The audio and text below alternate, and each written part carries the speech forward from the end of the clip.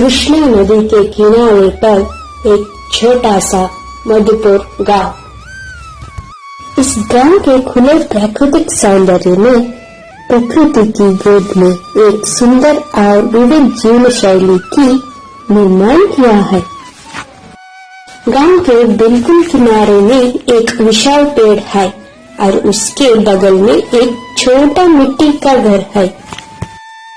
यह घर मनोहर का है।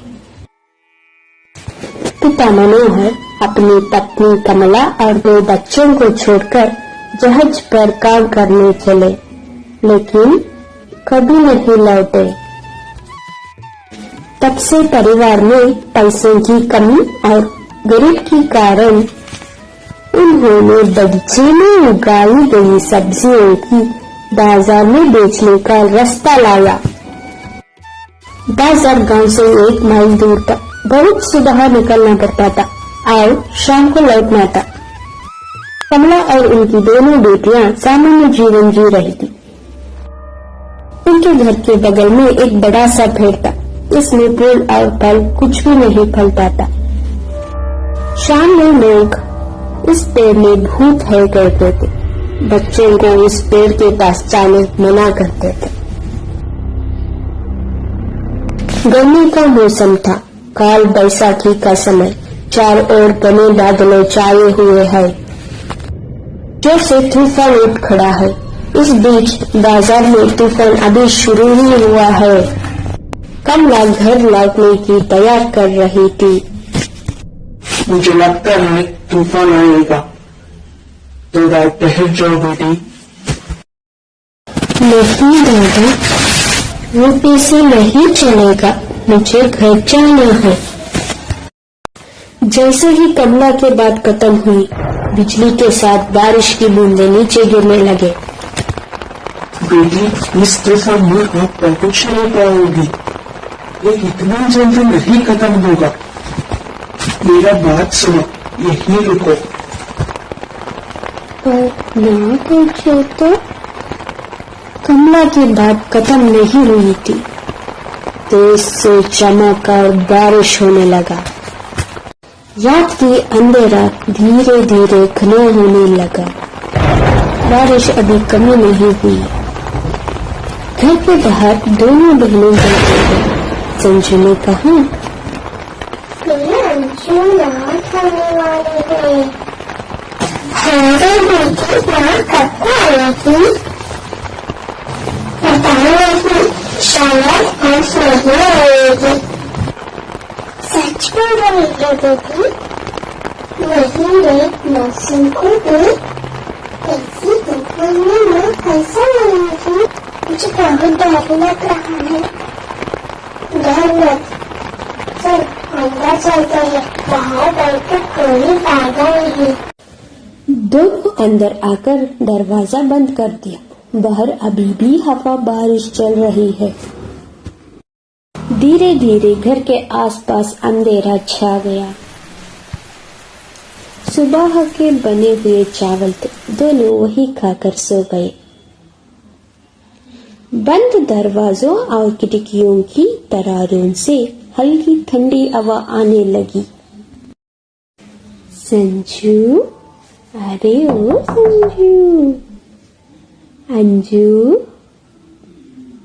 तुम सब किधर गए?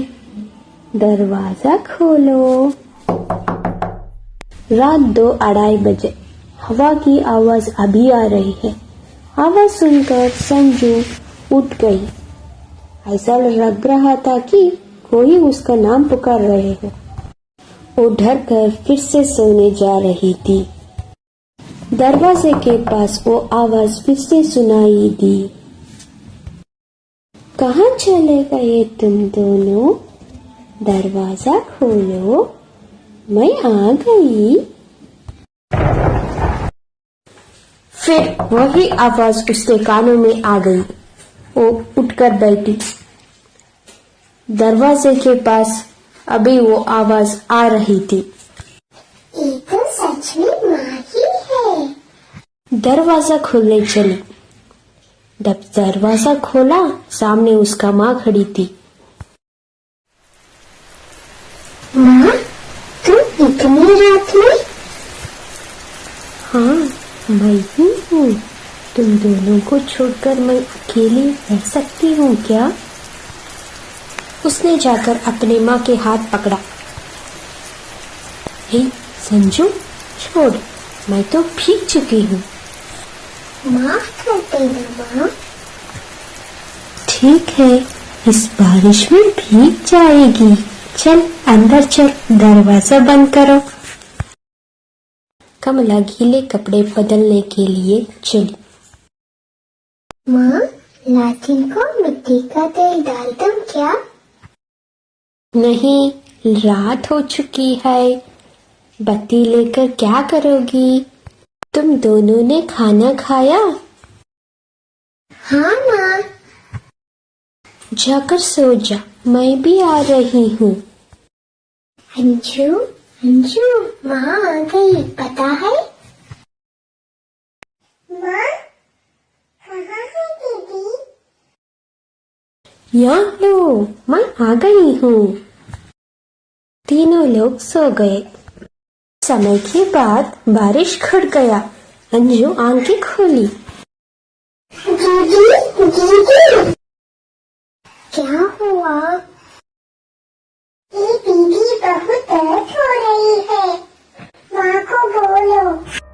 संजू ने माँ को बोलने जाती है, तभी भयानक दृश्य देखकर चौंक गई। संजू के पास भूतनी थी। वो फिर से बिस्तर पर सो गई। दीदी, दीदी बहुत दर्द हो रही है। वो कुछ भी बात नहीं किया। अंजू ने सो गई।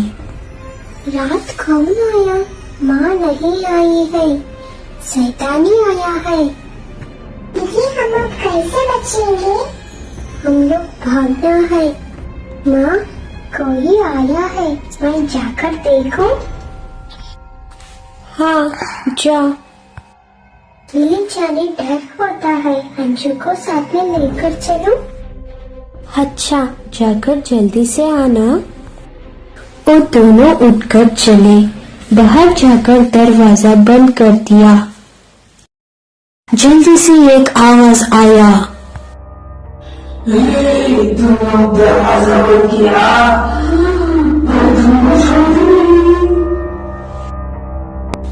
भाग अंजू, भाग। जल्दी से दोनों भागने लगे।